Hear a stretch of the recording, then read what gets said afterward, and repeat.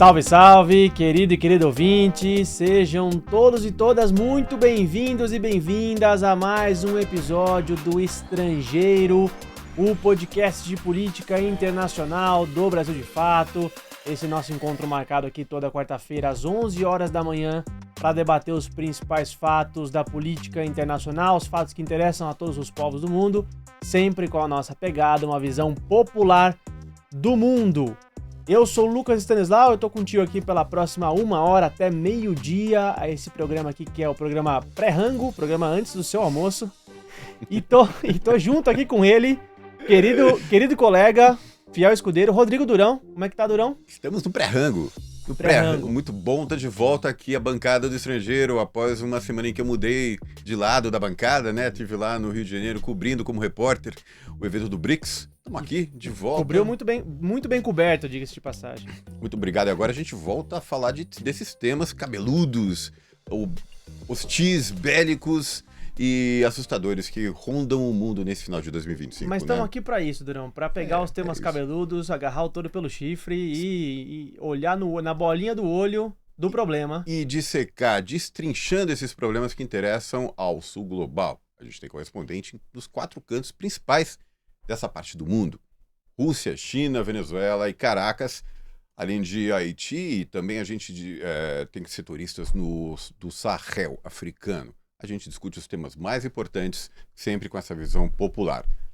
Lembrando que o Estrangeiro vai ao ar toda quarta-feira, às 11 horas da manhã, das 11 ao meio-dia, nas redes sociais do Brasil de Fato, e fica disponível também nos tocadores de áudio, como Spotify. Estamos ao vivo aqui, 11 horas e 1 minuto do dia 10 de dezembro, esta quarta-feira, reta final do ano de 2025, mas o Estrangeiro segue por aqui sempre alerta aos principais temas do noticiário internacional. Então vem fazer o programa com a gente, manda sua pergunta, seu comentário, sua dúvida, porque a gente quer te ouvir e quer aí construir esse programa de maneira coletiva. Afinal de contas, hoje o programa trata de uma ameaça, a ameaça dos Estados Unidos contra a Venezuela, que é, Durão, uma ameaça a toda a região, né? Exatamente. Região essa que não tem guerra faz tempo. Teve algumas escaramuças, alguns probleminhas, hostilidades no século XX, alguma coisa no século XXI, mas nada grande. Nenhuma grande guerra especialmente envolvendo uma superpotência contra um país sul-americano, mas desde o início desse semestre a gente está vendo o aumento da retórica bélica vinda dos Estados Unidos, milhares de soldados dos Estados Unidos se acumulando nas imediações da Venezuela, barcos de guerra, porta-aviões, um arsenal bélico de fazer inveja em qualquer lugar, para qualquer outro país, está sendo usado. Não se sabe se é um desfile militar muito caro, a ferramenta de pressão mais cara da história da humanidade. Lembrando que a diária do porta-aviões que está estacionado no Mar do Caribe é equivalente a 1 ano do orçamento das nossas Forças Armadas. Ou seja, se for para fazer uma pressão contra o governo Maduro, está custando caro. Você, contribuinte estadunidense que ouve o Estrangeiro nesse momento, queremos a sua indignação aqui pelo chat. É isso aí. Porque é do seu bolso que está saindo. Você está pagando, amigo. Exatamente. Oh, friend, my friend. Vamos então chamar o nosso correspondente hoje? Vamos para Caracas falar com o Pedro Panuzio. Muito bom dia, Pedro. Às 11 horas e 3 minutos de São Paulo, o Trump voltou a subir o tom contra o Maduro, nesses dias, foi ontem, dizendo que seus dias estariam contados. Você que está em Caracas, como é que isso foi recebido aí na Venezuela? Gerou mais medo? Mudou alguma coisa na forma como os venezuelanos estão encarando essa questão? Ou foi visto como mais do mesmo, mais retórica bravata do Donald Trump? Bom dia. Fala, Durão, bom dia para você, Lucas, Hugo, que está aí com a gente também, todos que nos acompanham. Pois é, né, Trump voltou a subir, então, o tom contra o governo de Nicolás Maduro, mas essa nova subida de tom não gerou nenhum tipo de reação nova por aqui, porque Trump vem já falando há algumas semanas que não descarta uma invasão, que não descarta um ataque aéreo em território venezuelano. Quer dizer, a pressão ela já está muito alta, e essa nova manifestação do Trump ela entra nesse balaio das ameaças de Washington contra Caracas. O que não quer dizer que o governo venezuelano como um todo esteja tratando como uma mera bravata. Quer dizer, existe sim alguma preocupação aqui de que um ataque de fato possa ocorrer. Essa preocupação ela não é unânime entre o governo e o partido, o PSUV, mas ela é uma preocupação de alguns quadros e é uma preocupação de fato real e que vem crescendo nas últimas semanas pelas conversas que a gente vem tendo com pessoas ligadas aqui ao partido e ao governo.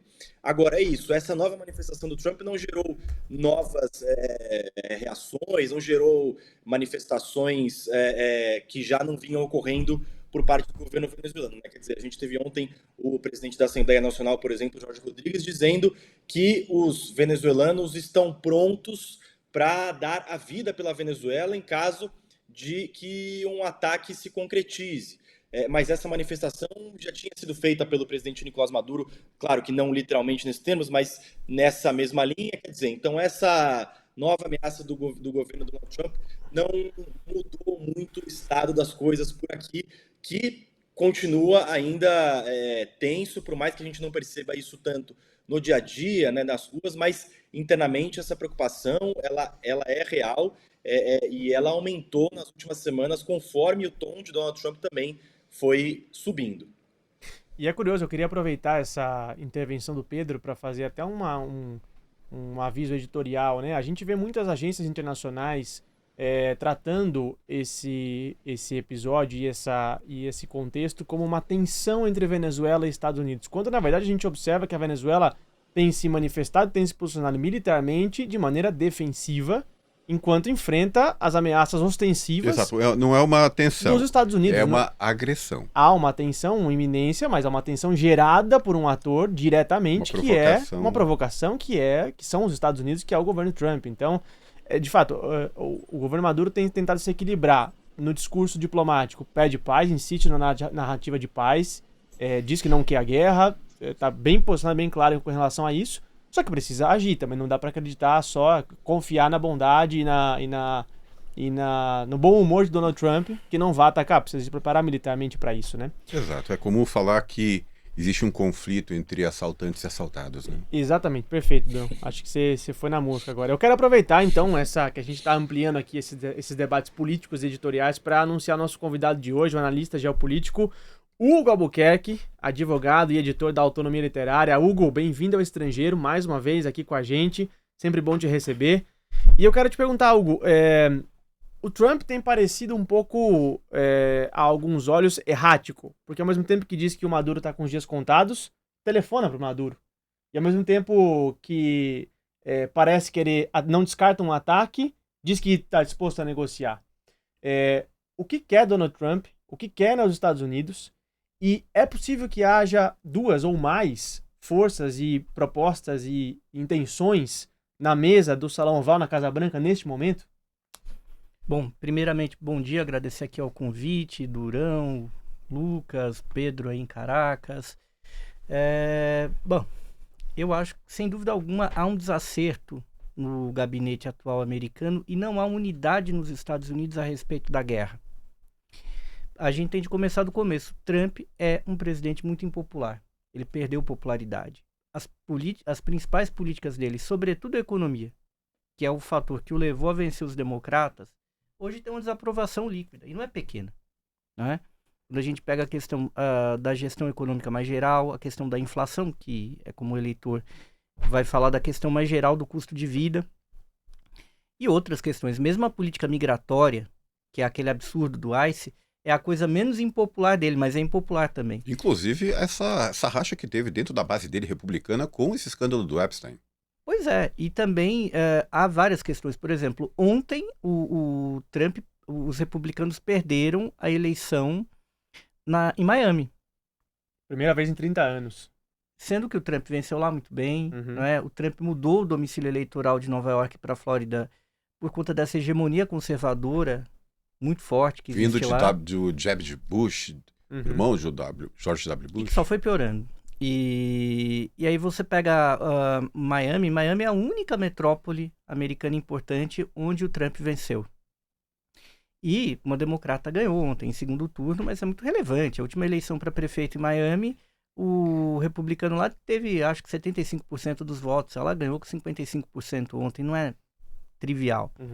Então, todas essas pequenas eleições que estão acontecendo nos Estados Unidos, eleições locais, consulta popular lá na Califórnia, alguma eleição excepcional para o parlamento, sempre o que está acusando ali nas urnas é um padrão. Os republicanos estão indo mal. Então isso está confirmando a média das pesquisas de que o governo Trump é um governo impopular. E que vai passar pelo teste do ano que vem, legislativo, né? Ele precisa manter essa maioria para ter governabilidade. Eleições de meio mandato, né? E a gente tem de lembrar de um fator. Lá, o mandato de deputado federal é de 2 anos, é bienal. Então, a Câmara vai ser totalmente renovada ano que vem e 1/3 do Senado. Não é como no Brasil, que a eleição ocorre junto e tem um sistema distrital também, né? Então, basicamente, os estados são fatiados ali e tem uma eleição majoritária em cada uma dessas partes que são os distritos eleitorais. É diferente aqui do que acontece no Brasil. E o cenário não é positivo para o Trump. Dito isso, por que ele foi mexer com a Venezuela? Por vários fatores. Primeiro, que ele empoderou muito um grupo que não é o seu grupo no Partido Republicano, no Departamento do Estado. Rubio?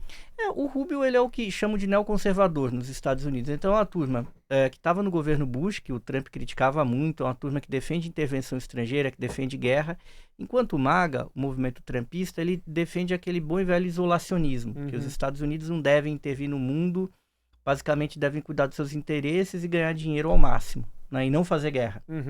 O Trump sempre teve uma base eleitoral muito importante nos veteranos de guerra, criticando as guerras eternas do Partido Democrata e do establishment republicano. O Trump, ele criticou a guerra do Iraque, a época da guerra do Iraque, né? Ele se fez muito nesse rótulo do peacemaker na campanha, né? Ele pegou muito para si, né, essa categoria e ganhou voto com isso, né? E queria até o Nobel agora por ter parado 8 guerras, né? Exatamente. E ele tirou a focinheira desse cara que ele empoderou, que é, na verdade, um concorrente interno dele, que é o Marco Rubio, que deseja ser presidente. Por que ele fez isso? Eu diria 3 fatores principais. O primeiro é ter algo para negociar com a Rússia, já que ele não consegue arbitrar o fim da guerra na Ucrânia e ele não consegue dobrar o Putin. Então ele falou, bom, já que você tem uma arma apontada aqui, eu vou apontar a arma para um ativo geopolítico seu, certo. A Venezuela. Já que ele viu que não rolava fazer a guerra no Irã, que não ia ser nada simples, ia ser super problemático e não ia ter apoio. O outro fator é a cortina de fumaça para os problemas internos. Mas, Hugo, peraí, você acha que se por acaso a gente chegar numa resolução do conflito da Ucrânia, é possível que diminua esse da Venezuela por consequência? Acho que sim, eu acho que foram 2 coisas muito simultâneas para isso ser uma coincidência. Eu acho que ele não tinha algo para tratar com o Putin. E ele não ofereceu nada e ele não tem capacidade de arbitragem com a Europa. É uma ferramenta de negociação. Eu acredito nessa hipótese. O outro fator é a cortina de fumaça, né? E um terceiro fator que não deixa de ser uma cortina de fumaça também na medida que o poder americano está se reduzindo no mundo, ele vai cuidar do quintal, né? Então, já que está perdendo o poder, vamos garantir o poder no entorno, né? Já que não está tendo uma capacidade de intervir na África, tem um problemão na Ásia, então há todo um jogo aí, mas isso cria um problema para o Trump, porque eu não acredito que o Trump queria realmente provocar uma guerra. E essa doutrina que foi anunciada há poucos dias, essa America First, que atualiza essa doutrina Monroe, que foi uma doutrina muito antiga, que fala que os Estados Unidos deveriam ter influência no hemisfério ocidental. E essa doutrina, esse novo documento emitido pela Casa Branca reafirma isso, dizendo que eles vão atuar em 3 frentes, basicamente. Narcotráfico, impedir que potências estrangeiras tenham influência nessa zona de influência dos Estados Unidos. E uma terceira seria... deixa eu ver. Narcotráfico, que eles chamam de narcoterrorismo, para poder justificar as intervenções, né? E seria uma doutrina Monroe 5G. Uma doutrina Monroe o narcotráfico 2.0. ele pode entrar, assim, existe uma ferramenta de análise que fala que o narcotráfico é muito conveniente por não depender de aprovação do Congresso. Guerra precisa. Isso. E o terceiro pilar dessa doutrina seria combater a imigração. Imigração, narcotráfico e ascensão de potência estrangeira. Onde isso se encaixa nessa visão de que existe essa dicotomia, existe essa diferença dentro da Casa Branca? O pessoal que quer guerra e o pessoal que quer isolacionismo e ganhar dinheiro. Olha, eu acho que tem um fator importante. Os isolacionistas, eles não queriam atenção com a Venezuela. Inclusive, o Richard Grenell, que foi colocado como negociador para a Venezuela, era um cara que disputou essa vaga de secretário de Estado com o Rubio. Uhum. E eles não são favoráveis. Essas grandes figuras aí ligadas ao MAGA ou lateralmente ligadas, elas se colocam contra essa tensão militar na Venezuela. O Rubio que coloca. Só que o Trump, ele soltou a focinheira do Rubio para tentar criar esse jogo todo que eu tô te falando. Só que eu não acho que o Trump realmente queria provocar guerra. Ele esperava que explodissem manifestações populares anti-Maduro, que houvesse um racha nas Forças Armadas e um golpe militar que tirasse o Maduro, ou que o Maduro renunciasse. Porque realmente, na medida em que o Maduro não renuncia e não sai e truca, isso aumenta um problema para o Trump, que é essa presença militar no Caribe, esse mal-estar com os países latino-americanos. E aí ele fala, então tem de invadir, mas ele vai invadir com o quê? Ele pode bombardear, criar um enorme problema para a Venezuela, mas ele não tem tropas hoje suficientes para invadir a Venezuela, nem preocupar. Uhum. E nem existe dentro da Venezuela gente disposta a fazer esse serviço para os Estados Unidos, né? Ou seja, virar um governo provisório.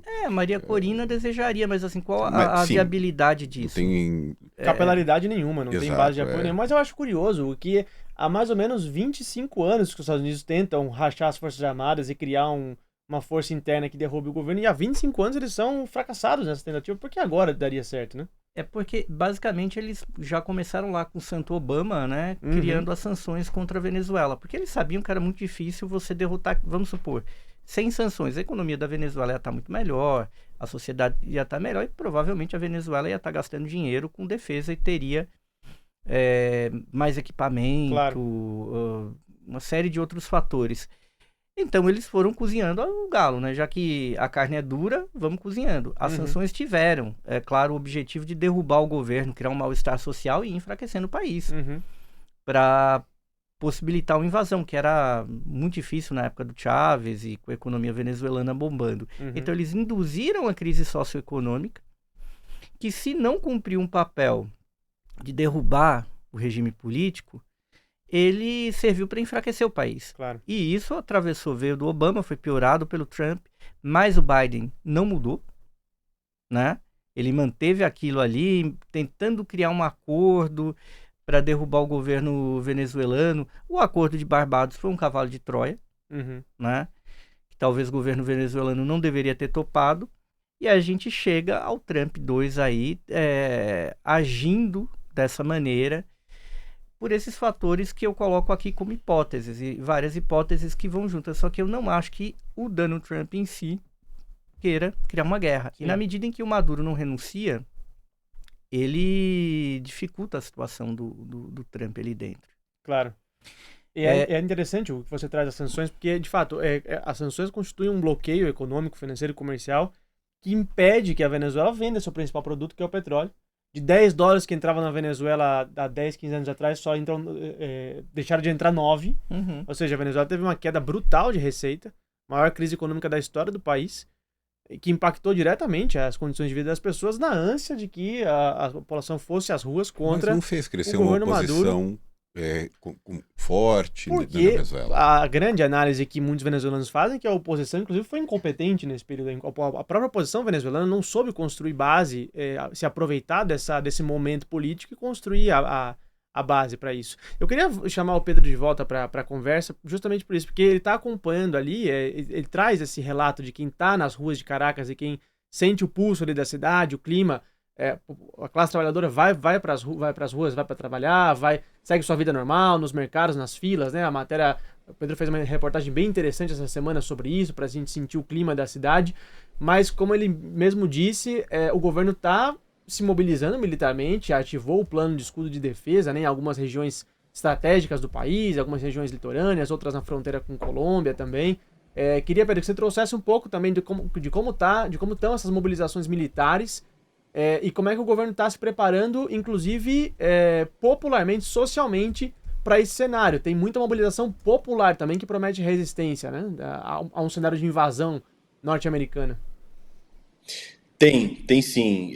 Um cenário de uma eventual invasão dos Estados Unidos aqui enfrentaria uma resistência tremenda, porque nesses anos todos de governo, o chavismo conseguiu construir uma base fiel e disposta a lutar pela soberania do país e pela manutenção desse projeto político. Acho que você colocou muito bem, Lucas, essa divisão, né? Porque, claro, se de um lado o cotidiano ele segue aqui no ritmo de normalidade, na parte política da coisa, né? Na parte de defesa, a história já é diferente. Desde o início da mobilização da frota naval dos Estados Unidos, que começou no final de agosto desse ano, o governo Nicolás Maduro realizou uma série de convocações para novos alistamentos das milícias populares bolivarianas aqui na Venezuela, né? Uma força aliada, vamos dizer assim, às forças armadas oficiais, entre aspas, e que tem um peso importante e que estão armadas. Esse alistamento, essas convocações, elas deram uma diminuída e se estabilizaram agora no número que, de acordo com o presidente Nicolás Maduro, é de pouco mais de 6 milhões de alistados, né, de pessoas alistadas junto às milícias. O governo tem feito um trabalho a partir dessa estagnação no número de alistamentos, um trabalho agora de coordenação junto às Forças Armadas, né? Então, recentemente, o presidente Nicolás Maduro anunciou, inclusive, a criação dos comitês de base de defesa, que nada mais do que um comitê muito ligado às comunas, né? Esse instrumento super importante aqui na Venezuela de autogestão, de autogoverno em determinados bairros, não só da capital, mas também espalhados por todo o país. E agora, o trabalho que tem sido feito é de integração entre as Forças Armadas e essas milícias e esse poder muito importante para o governo venezuelano e que não tem, como a gente sabe, né, não tem exatamente o mesmo treinamento do que um militar oficial, etc. e tal, vai ter. Então, nesse momento, o trabalho é por integração entre essas forças populares que estão armadas e as forças armadas ligadas diretamente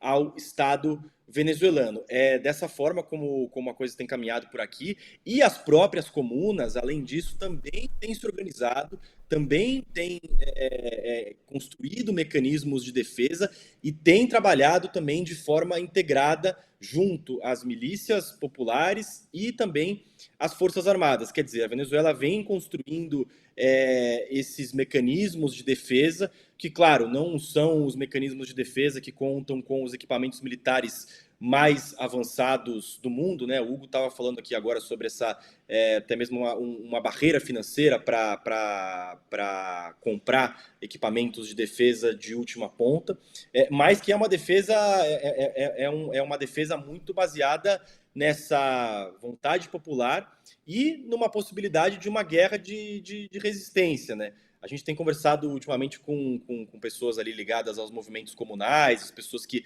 são lideranças de comunas e que dizem que estão preparadas para uma guerra longa, se for o caso. Esse também é um discurso que está muito alinhado à alta cúpula do governo, né? De que, se for o caso, os venezuelanos vão pegar em armas e vão realizar uma guerra de resistência longa, num caso de uma invasão de Washington aqui na Venezuela. Isso é um diferencial da experiência venezuelana, que o governo conseguiu unir as Forças Armadas e as Forças Armadas Populares, que são as milícias, né, que muitas vezes são confundidas com milícias, no sentido que as milícias têm aqui no Brasil, né? Às vezes até intencionalmente, né? É bom a gente fazer outro alerta editorial. Exato, aqui, que não é a mesma coisa. Mas eu me lembro de um exemplo muito, muito breve, assim, eu quando eu estive em Caracas, entrevistei um miliciano que guarda o mausoléu do Hugo Chávez, lá em cima do monte, 23 de janeiro. E ele faz essa tarefa desde que o Chávez morreu. Desde 2013 ele tá ali na tarefa de fazer a ronda e tal. E há um sentimento... Ele é um militar reformado, miliciano, hoje integra a milícia bolivariana. E há um sentimento de pertencimento ideológico ao projeto que é difícil você observar em outra força militar de qualquer outro país da América Latina. Pode haver corporativismo em algumas forças armadas, como é comum, né, das forças armadas, e um elemento ideológico até alinhado com os Estados Unidos, de imperialismo, mas ao projeto que está sendo construído ali é uma identificação, uma familiaridade ideológica muito grande e é um diferencial da experiência ali, né, na Venezuela. Que torna mais difícil, não só isso, mas outro elemento que dificulta qualquer possibilidade de uma invasão terrestre, né? Exatamente. Não dá para manter um governo lá sem tropa no chão. Exatamente. E não dá para colocar tropa no chão na situação que se apresenta.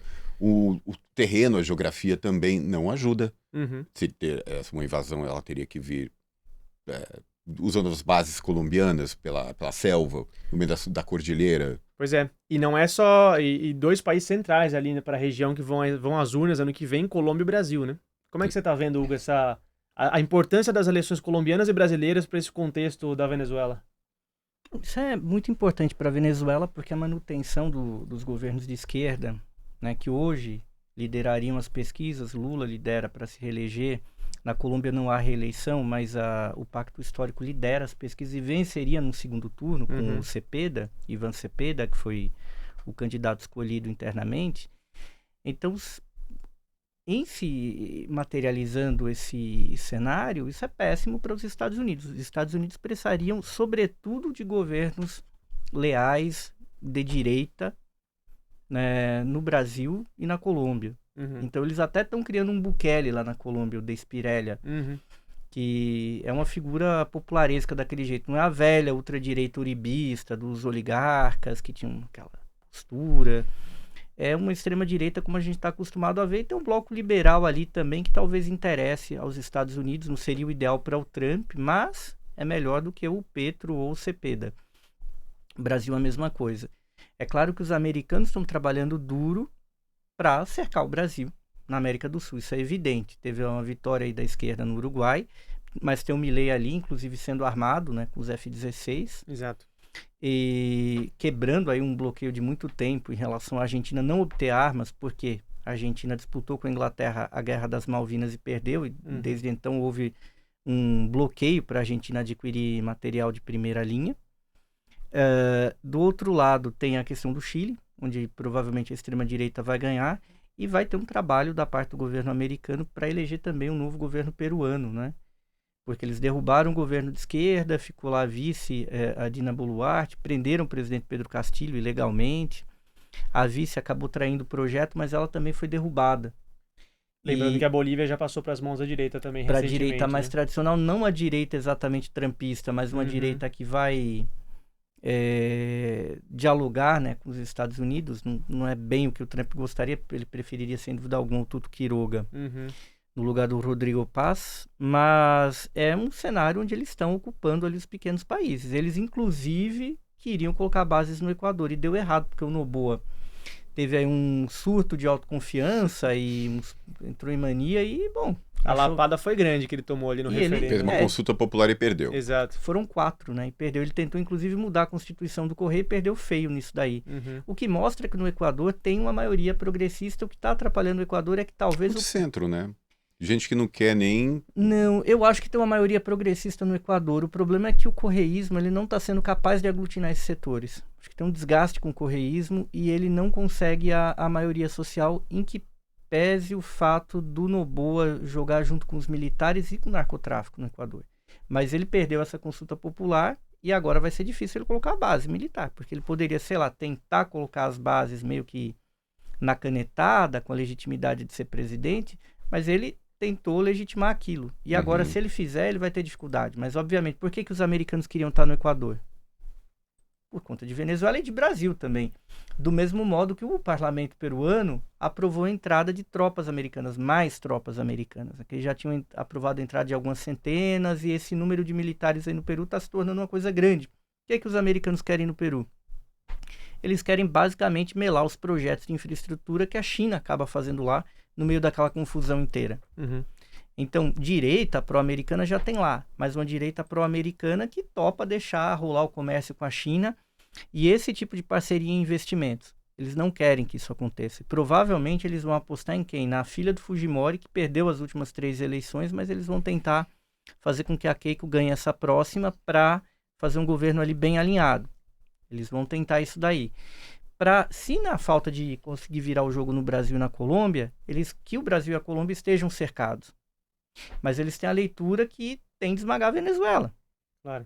Porque é um polo de resistência muito poderoso. É um país que tem uma riqueza. Mas voltando à questão, esmagar como? Se não dá para mandar soldado para a terra, se não adianta nada bombardear pelo ar e matar o Maduro, vem outro. Se nem a asfixia econômica Se a asfixia econômica não funciona, se não adianta financiar a oposição, porque Eu acho não que eles tem vão tentar capilaridade. Você acha que é isso? Quando? Tentar invadir e ocupar. Quando? Eu acho que eles estão... O Trump não está querendo, porque o Trump soltou, como eu falei, a focinheira do cachorro. Pelo Rubio, o Rubio é completamente inconsequente. Precisa de aprovação do Congresso. Eles... Só vão ter até o final do ano que vem. Isso com certeza tem essa maioria. Eles já criaram um mecanismo, não é? Já teve uma votação em relação à manutenção dessa operação militar, que é ilegal. Que é narcotráfico. Mas teve uma questão que eles não podiam manter aquela frota mobilizada daquela maneira por um prazo que agora eu não me lembro qual. O Congresso acabou aprovando com alguma dificuldade. Uhum. Eles não vão ter essa maioria para o ano que vem. Nisso, até os democratas que são pró-guerra são contra. A Hillary Clinton, insuspeita Hillary Clinton, ela falou, isso aqui vai dar errado. Então, tem um problema assim também, que para invadir e ocupar aquilo dali, você vai ter de mobilizar muitas tropas.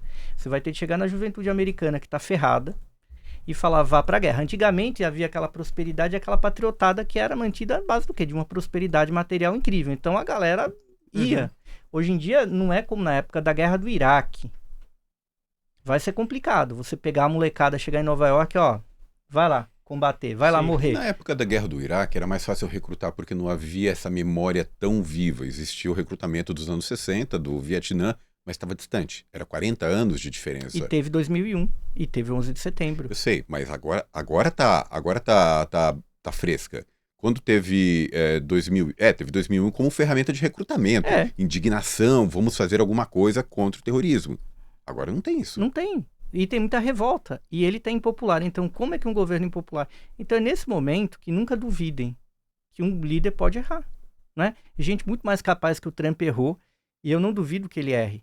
E eu acho que ele tá num dilema. Porque eu não acho que ele queira fazer essa guerra. Mas na medida que ele tá trucado ali, ele vai perder completamente a autoridade dele. E se ele entrar e aquilo virar um atoleiro, vai ser uma coisa horrível. E vai ser uma ocupação muito trágica que pode... Se não houver uma traição militar contra o Maduro...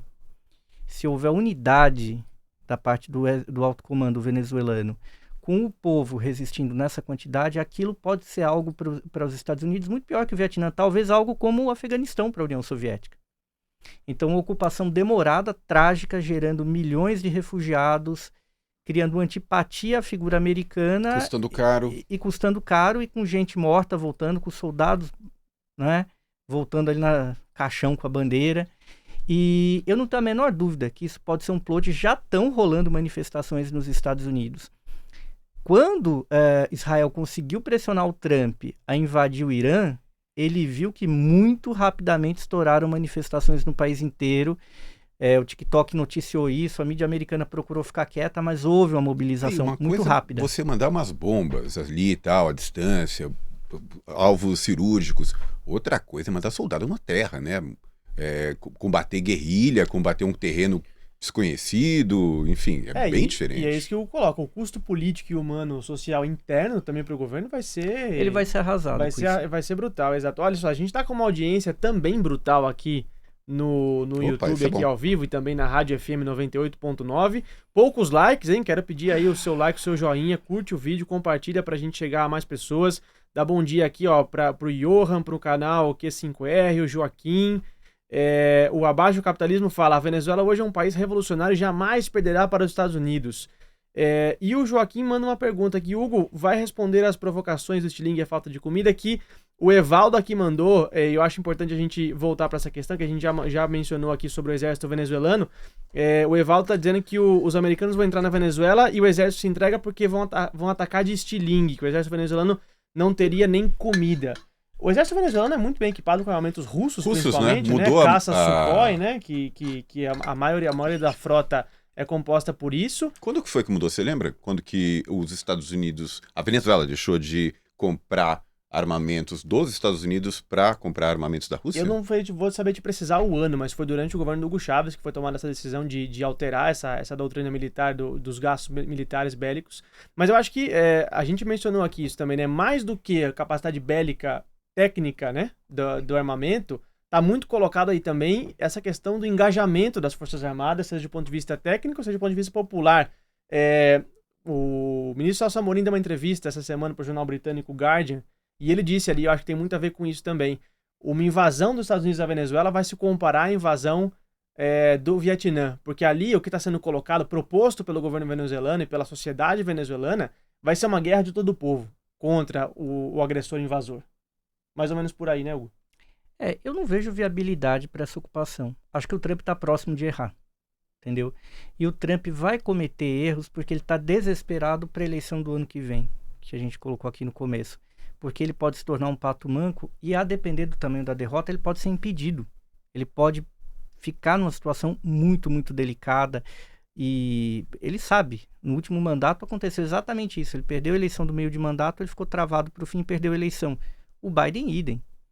Perdeu a eleição de meio de mandato e ficou com um governo bastante travado. Mas uma guerra não une o país? Não, hoje não.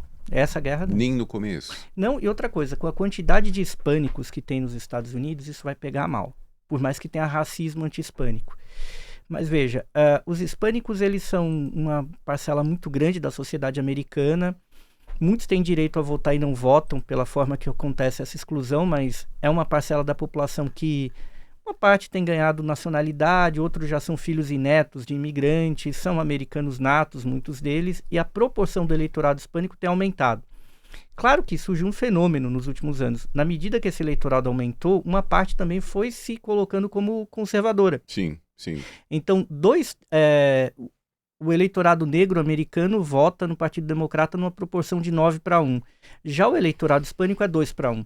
Só que essa brincadeira do Trump, juntando com a coisa do ICE, vai mudar essa variável. Então, o tamanho da derrota dos republicanos entre os hispânicos vai ser maior. Tende a aumentar. E isso é uma variável fatal em termos eleitorais, não só no curto prazo, mas no médio e no longo. Não é? Você fazer o eleitorado hispânico ficar hostil ao Partido Republicano e por mais que tenha um eleitorado anti-Maduro, por várias razões, um eleitorado hispânico que é crítico à Venezuela, mesmo à esquerda, a imagem de um morticínio de hispano-americanos, gente que se parece com a gente, isso vai causar um choque. Isso não vai pegar bem, inclusive, entre a parcela branca, que já é anti-Trump, isso vai criar um sentimento de urgência e ele vai ter dificuldade para governar. Mas ele está se vendo numa situação complicada, porque ele fez isso para gerar um susto. Ele não fez isso para gerar uma guerra. E agora, se ele tentar voltar atrás, sem ter feito nada, ele vai se desabonar. Se ele fizer, ele vai entrar numa armadilha. Por isso que ele está tentando uma saída negociada, que é a renúncia do Maduro. É isso que ele quer, na realidade. E se o Maduro não sair, surgir essa possibilidade, ele vai ter um atoleiro ali. Só que eu acredito que ele vai entrar no atoleiro. Eu acho que o destino do atual governo Trump tem um risco muito claro de crise econômica e crise social junto. Uma chance grande dele ser assassinado, inclusive por dentro da extrema-direita. E uma chance muito grande dele cometer algum erro ou estimular alguém a fazer algum erro. Eu não vejo muita saída ali. Eu não vejo muita saída. E os democratas também não têm muita dificuldade, tanto é que derrotaram ele de uma primeira vez e trouxeram ele de volta, também pelos erros que o Biden cometeu. Não é um projeto democrata para essa questão, a não ser manter as sanções. Durante o governo Biden não houve praticamente nenhum alívio material concreto, né? E ele falou que o Biden, inclusive, tinha prometido voltar a política do Obama para Cuba e não fez isso. Então, e as figuras do Partido Democrata aqui não são nem de esquerda, assim, mais ao centro-direita, porque assim, o Biden não é o Lula deles, o Biden é o Temer. Exato. E é como se tivesse uma hegemonia desse campo de uma centro-direita para uma direita no Partido Democrata, que eles têm dificuldade até mesmo de cogitar figuras como Gavin Newsom, que é o governador da Califórnia, que está muito longe de ser de esquerda. Mas é uma figura mais razoável, que teria uma flexibilidade maior em relação à China, já colocou isso daí. Só que a cúpula do Partido Democrata não quer, né? Olha só, enquanto democratas e republicanos precisam de votos, o Brasil de Fato precisa do apoio dos ouvintes. Então quero aproveitar aqui e fazer um chamado.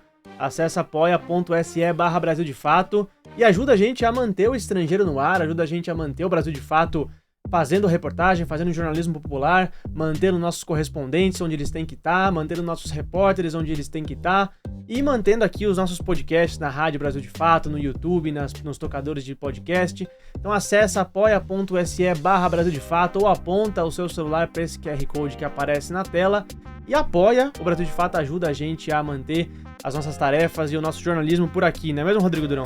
Opa, e conteúdos exclusivos também, né? Conteúdos exclusivos para quem for assinar o nosso boletim, recebe a newsletter no seu e-mail, análises customizadas. Exatamente. Na sua caixa de e-mail. Olha só, tem um comentário aqui que é interessante. O Maduro falou ontem que a única transição política na Venezuela já está acontecendo, que é a transição ao socialismo.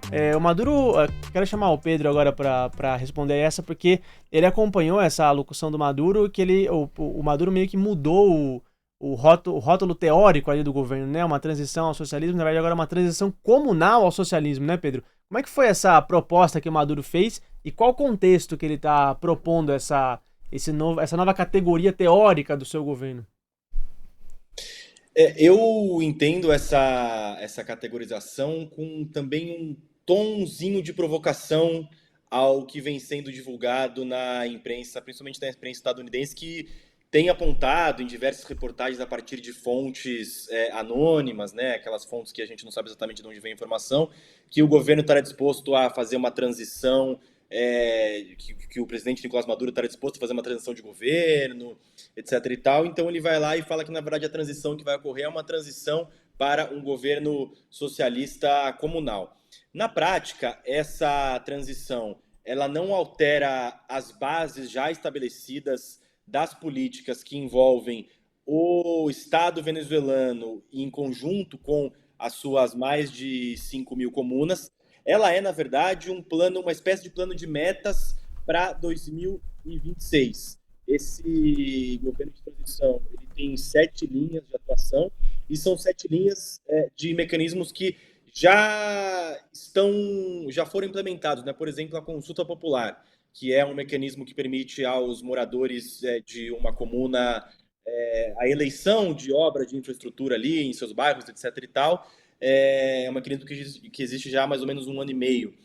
Então, na verdade, esse governo prevê a intensificação desse modelo comunal aqui na Venezuela. Ontem a gente pôde conversar com alguns líderes, né, de comunas aqui de Caracas que entendem que esse anúncio do governo de transição comunal para o socialismo é um indicativo de um aprofundamento deste modelo comunal. Quer dizer, a gente não tem exatamente uma mudança estrutural neste momento, por enquanto, mas a expectativa dessas lideranças é de que no ano que vem a gente possa ter, sim, mais mudanças visando justamente a intensificação desse modelo.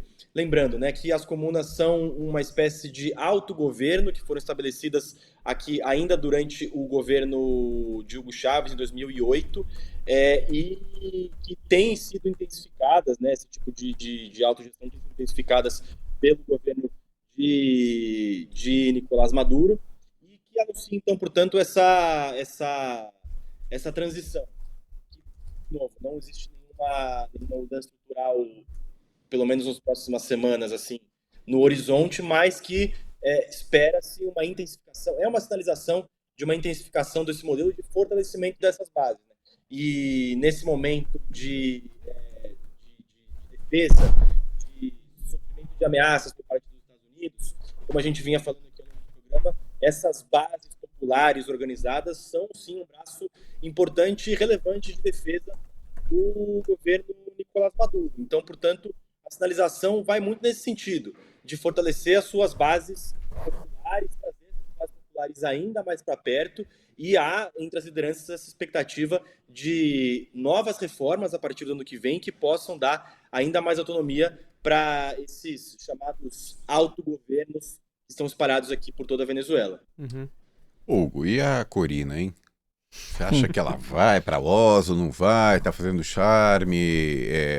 vai aparecer de repente ali e tal, tá fortalecendo a narrativa. O que você tá achando dessa história? Não, é péssima, né? De novo, o Prêmio Nobel da Paz. Tá se prestando a isso, né? Um serviço. De novo, né? E será que eles não têm uma equipe de relações públicas que avisa que pega mal? eu acho que o Prêmio Nobel é um problema, porque basicamente se a gente pegar o Prêmio Nobel em todas as categorias, até o de economia, que não é bem o Nobel, né? Uma coisa meio à parte que eles criaram, sempre premiou, por exemplo, eles sempre premiam, né, acadêmico e gente aqui do Ocidente, e pega a China, que é o maior crescimento econômico, o maior fenômeno econômico Exato. do século XX e XXI. Nunca um economista chinês ganhou o Nobel. Exato. Ou quantos Nobel, mesmo na área da ciência, na física.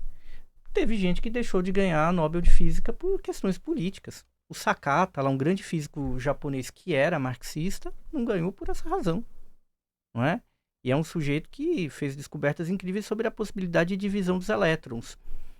E o Prêmio Nobel da Paz que presenteou, né, premiou o Obama com guerras, com drones, com escambau. E não seria nenhum escândalo eles darem para o Trump. Claro. Mas deram o intuito de legitimar uma ação na Venezuela, o que serviu aos neoconservadores.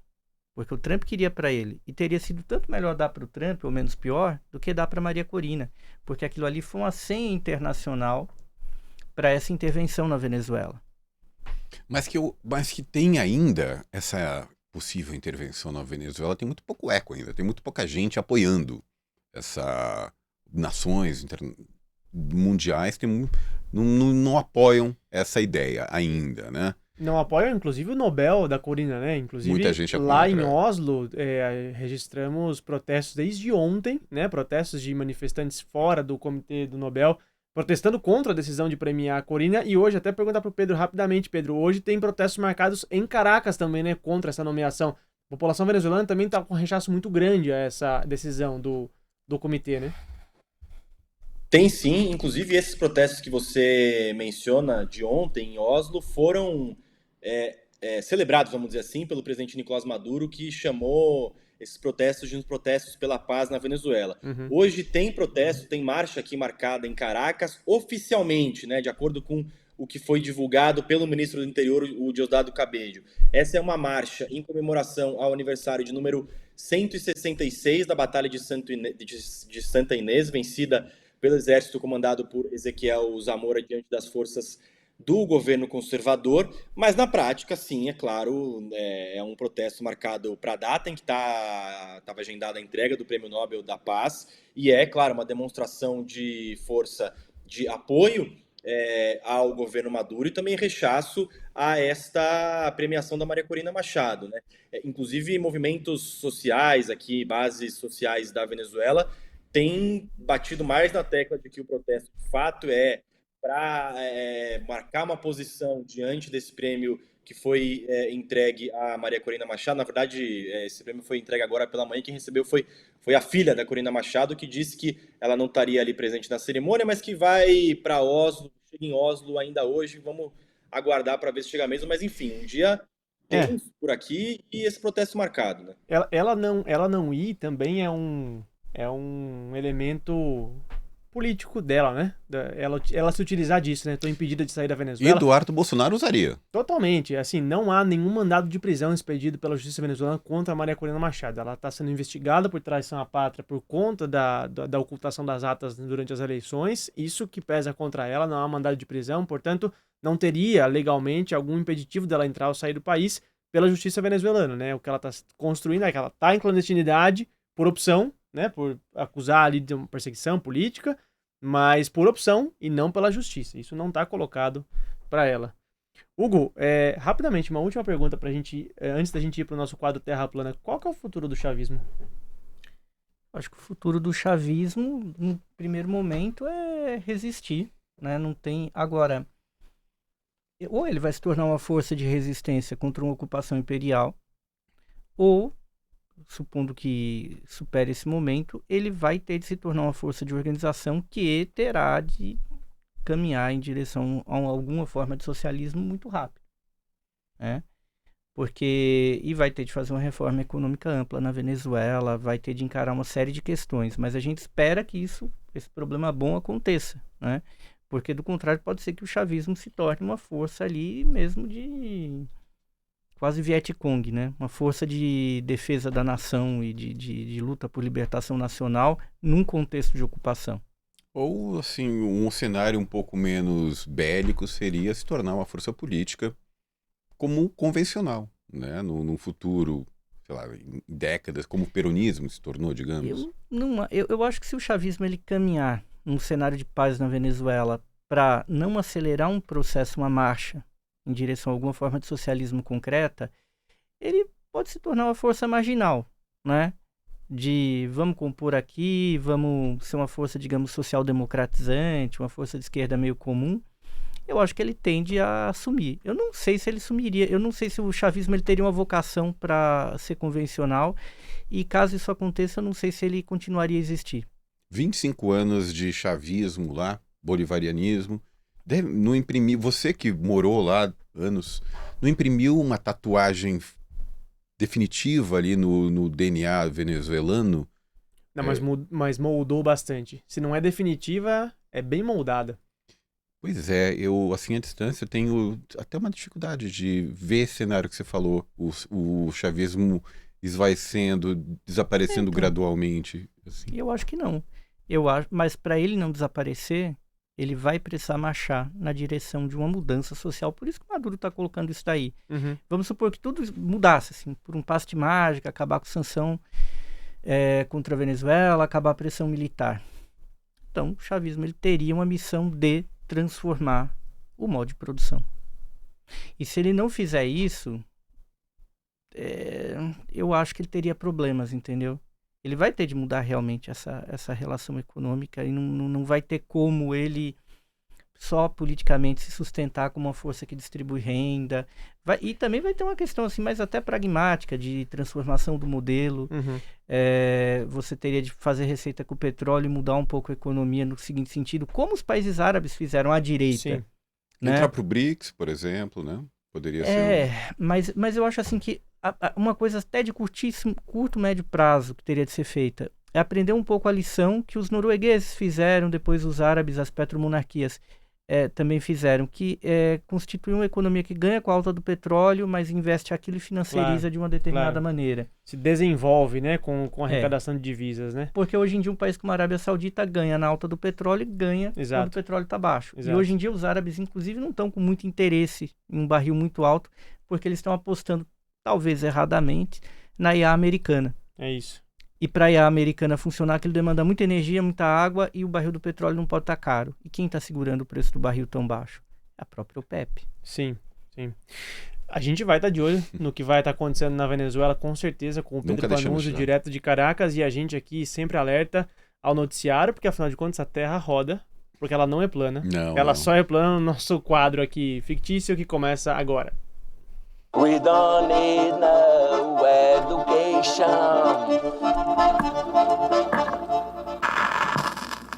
A Terra é plana? Então tá. Então tá bom.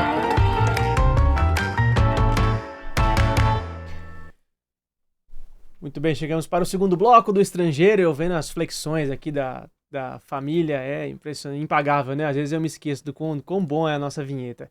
Para você que está chegando a primeira vez aqui no Estrangeiro, não sabe ainda, tá tateando, não sabe do que a gente vai falar, é muito simples, cada um de nós vai trazer a notícia mais bizarra, mais terraplanista que saiu na semana. Quem escolhe quem merece o troféu, nosso querido convidado de hoje, Hugo Albuquerque. Então quero passar a bola lá para Pedro Panunzio, direto de Caracas. Pedro, o que você traz pra gente, cara?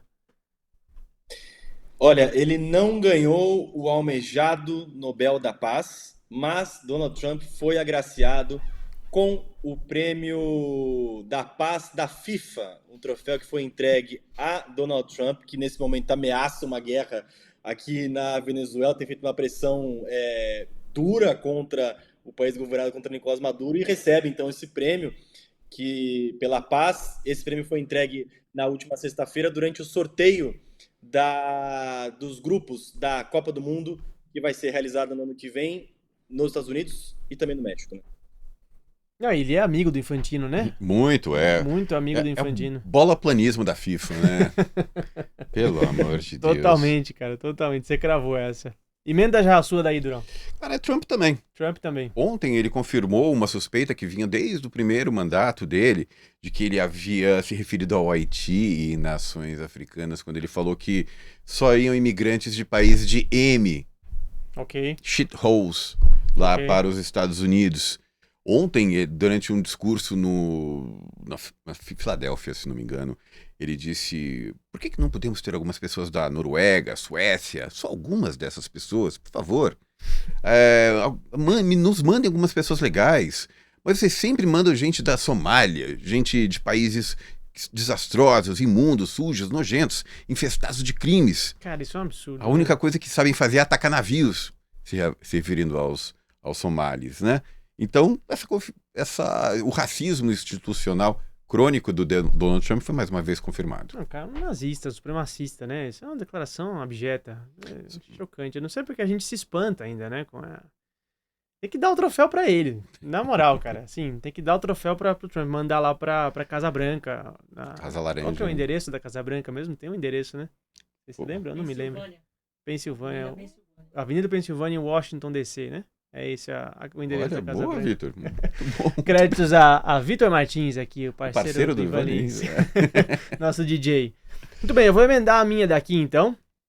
O que aconteceu na calada da noite, na madrugada do nosso querido Congresso, Ai, a Casa do Povo, querendo perdoar os golpistas. Pois é, Incluído aquele, né? O próprio. aquele da família, o das flexões aqui da nossa Flexões. vinheta. Histórico de atleta. O PL da dosimetria, que pra quem não sabe o que é isso, é sim, a anistia.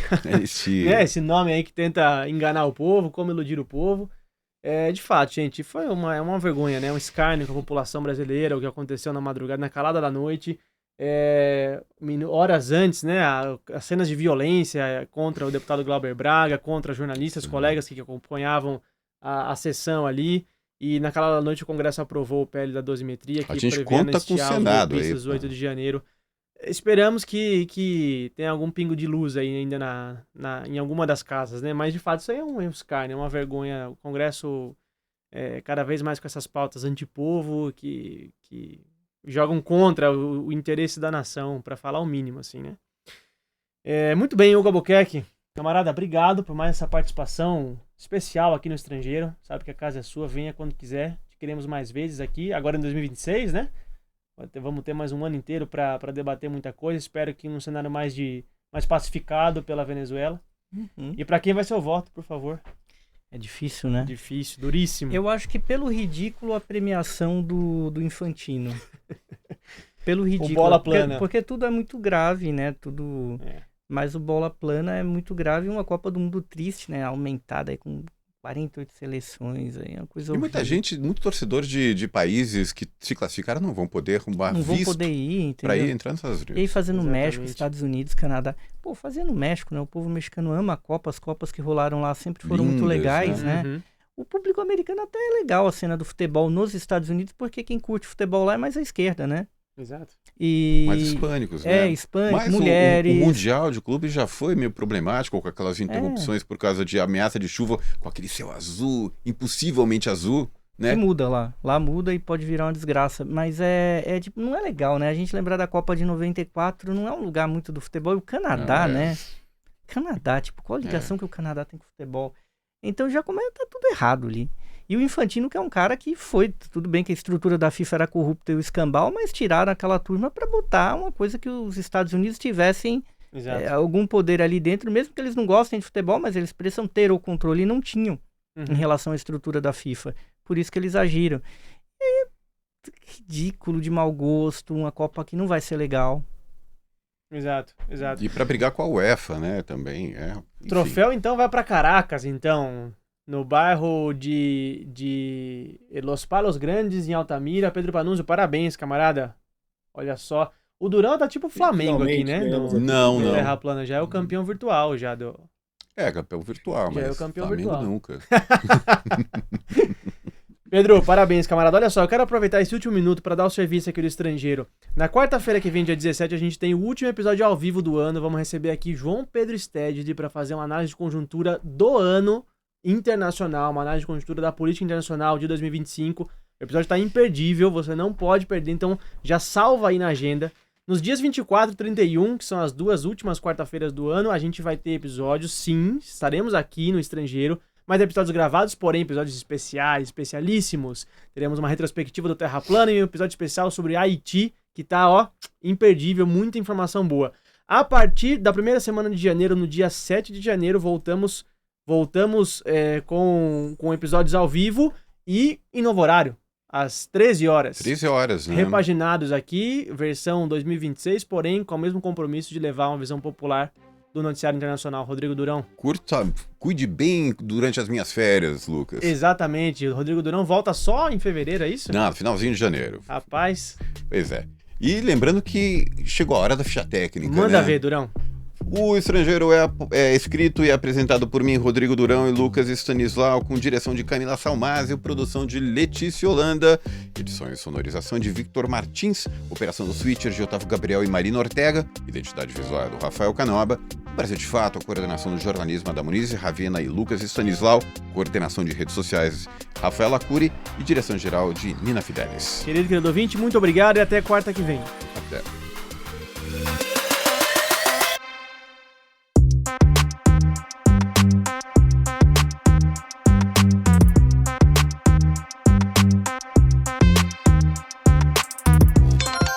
Atenção emissoras, formação de rede, Repórter Nacional.